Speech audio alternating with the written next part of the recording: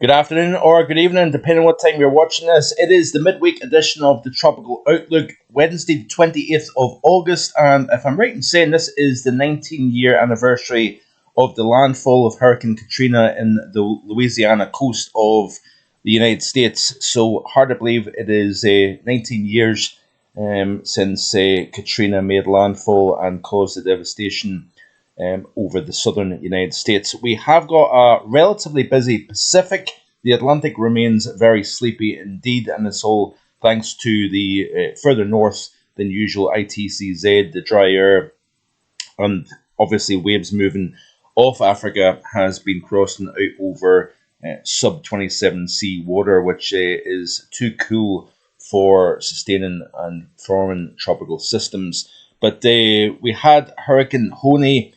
It did make a very, very close approach on the southern portion of the Hawaiian Islands. It is now a tropical storm. We've got the Tropical Storm Gilma, once a Cat 3 hurricane as well, and we've got Tropical Storm Hector. So two systems to the east, one system to the west of the Hawaiian Islands. We've got an invest area along the upper west coast of India, as you can see here, and then we've got the Typhoon Shanshan, which happens to be ingesting some interaction with us, interacting with the far southern portion of Japan.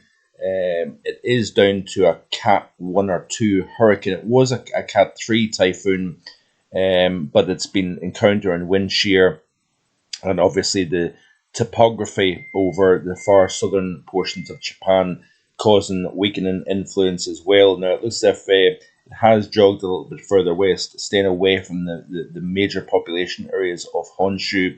So that is one good news about Shanshan. But you can see here a couple of interesting tweets here by AccuWeather showing that it will produce upwards of 24 to 36 inches of rain expected over the next several days as the system really slows down.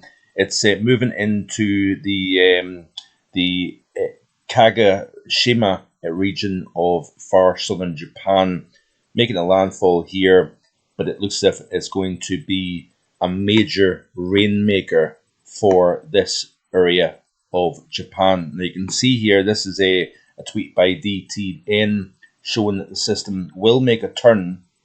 It's expected to over the Thursday, Friday time frame here. Obviously, we're in what is the Wednesday, so we are expecting to see a bit of a turn further towards the north and northeast. But notice that the time frame here. We're talking about the initial. This was a tweet put out. When was this? Very, very recent, in fact. But notice here, Thursday, Friday, Saturday, Sunday, Monday. It's a very, very slow moving system. And to be honest with you, it would not surprise me that if we see more than 36 inches of rainfall over the next 3 to 5 days from this system. So it is going to cause issues for sure.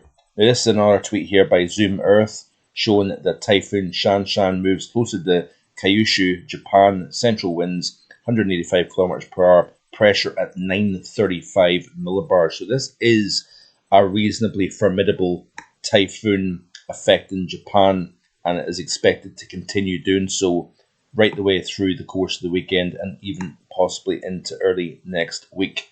So that is Shanshan. We have talked about the Pacific.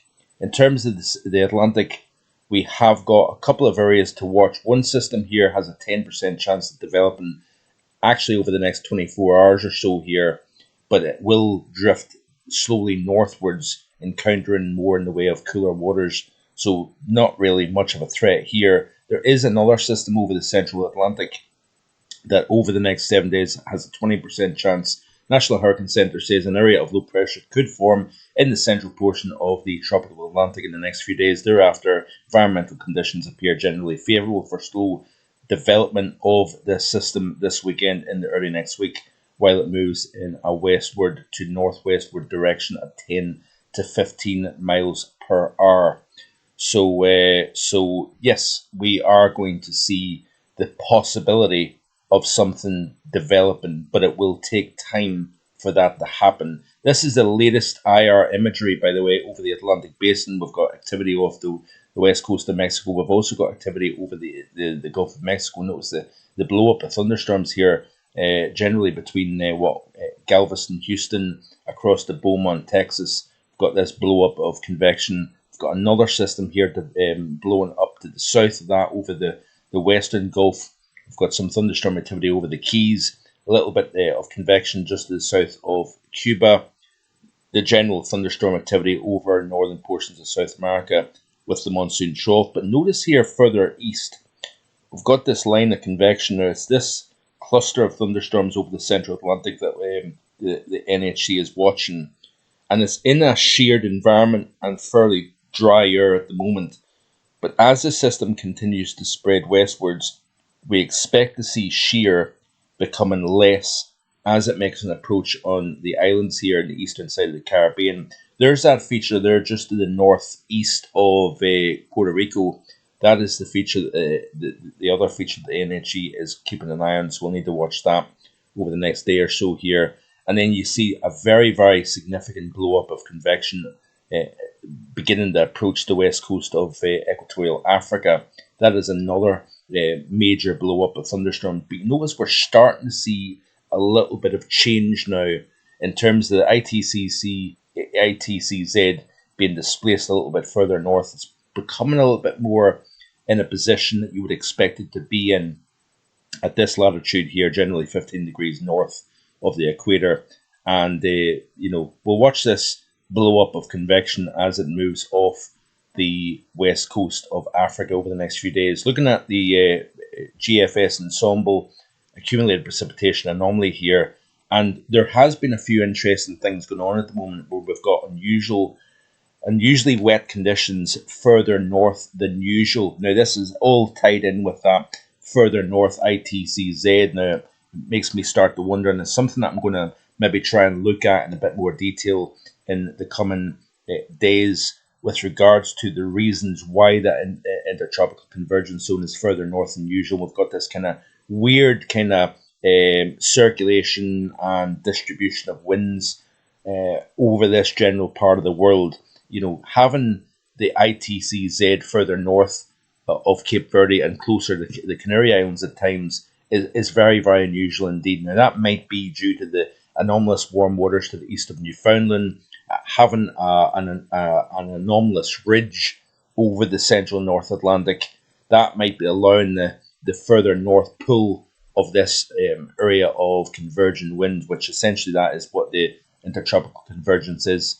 Winds coming in from a northeasterly direction in the northern hemisphere, winds coming in from a southeasterly direction further south. Where the two meet, the air is forced to rise.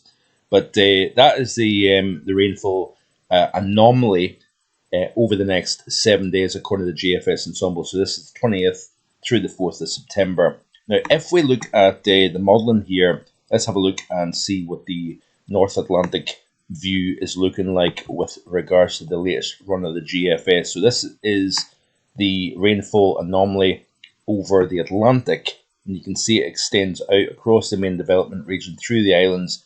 The Western Caribbean has wetter than average conditions to the south of Florida, very dry across Florida. Then we've got this wet area, Texas, extending into Louisiana and the northern Gulf of Mexico. Remember, the water temperatures are exceptionally warm at this point in time. And what is the big concern would be this system over the central Atlantic. Having that pushed westwards, reduce the shear. You've got record ocean heat content as well as the warm sea surface temperatures overall. And you could have a system like a barrel become nothing, depression, storm, and all of a sudden, I know this might sound dramatic, but it could go from a tropical storm to a Cat 5 in the space of 24, 36, 48 hours. Given as soon as the environment becomes more favourable, you need to watch out, because this is a very untapped region because we've not seen an awful lot go on in recent weeks. And the reason for that is twofold. We obviously have the dry air associated with the Saharan dust, but we've got also a lot of large-scale sinking over the Americas and over the Atlantic Basin. There is a very, very strong active phase of the NJO in phases 4 and 5, which is over parts of eastern India, extending through the Bay of Bengal and into that Southeast Asia region here. We've got a lot of rising there at the moment here, but consequently over Africa, over the Atlantic, and over the Americas, we've got a large-scale sinking going on, so unfavourable conditions in this general vicinity here.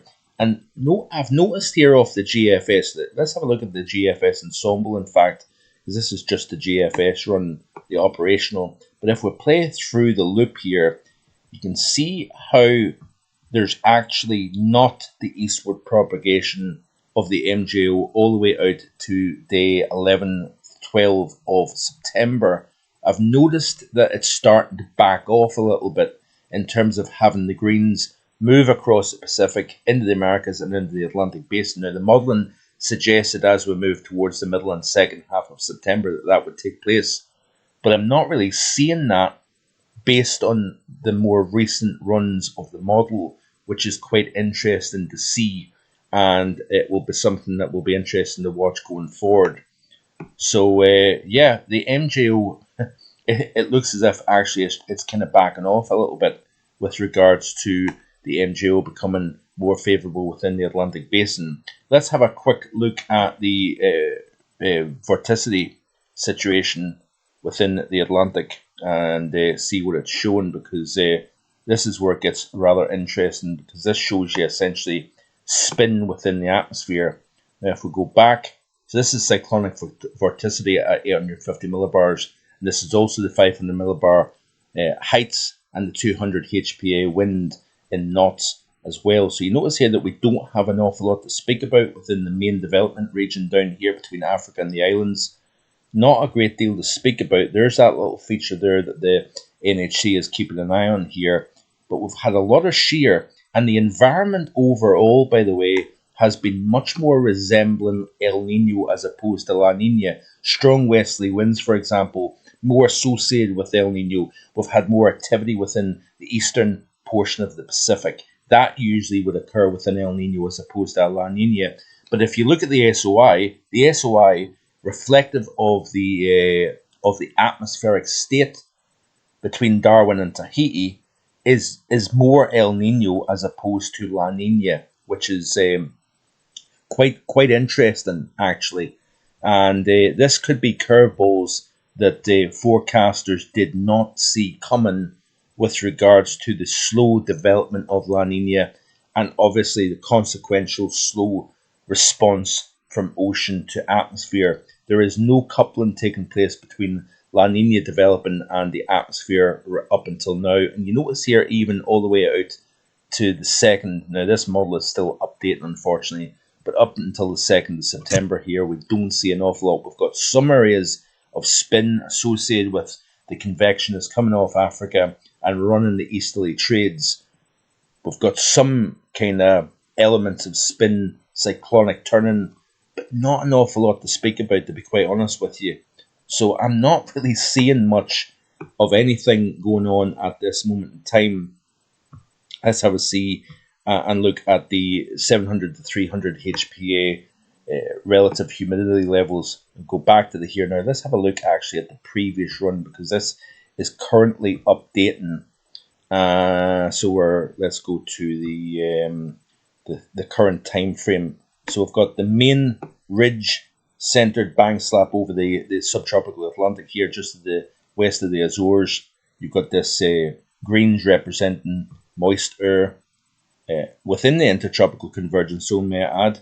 Then we've got this big ball of convection that comes off Africa, if you notice. And we do have a relatively moist air quite far to the south, if you notice here, but look just to the north, up 10 degrees between the Cape Verde and the Canaries. We've got some very dry air that is getting drawn into the northern half of the intertropical convergence zone here. We do have an area of low pressure that seems to try and develop here. We've also got this frontal system that's kind of stalled out. This is as we get to Sunday the 8th of September. We've got this frontal system. We need to watch things like this here. Fronts now starting to progress a little bit further south as we move into the month of September. Starting to move into northern and central areas of Florida here. Dry air getting drawn off the continent as well, but not a whole lot to speak about. You notice here that we've got 1,007 millibar low just to the north of Tampa Bay here. We've got another one just on the northwest coast of South America. We've got another feature over the central North Atlantic, but not a whole lot to speak about at this moment in time. So we'll leave it there. Like, share, and subscribe. This is the second video of today. Earlier on, the European Outlook was produced. Hope you had a chance to look at that. And I'll see you all being well tomorrow with more. Bye for now.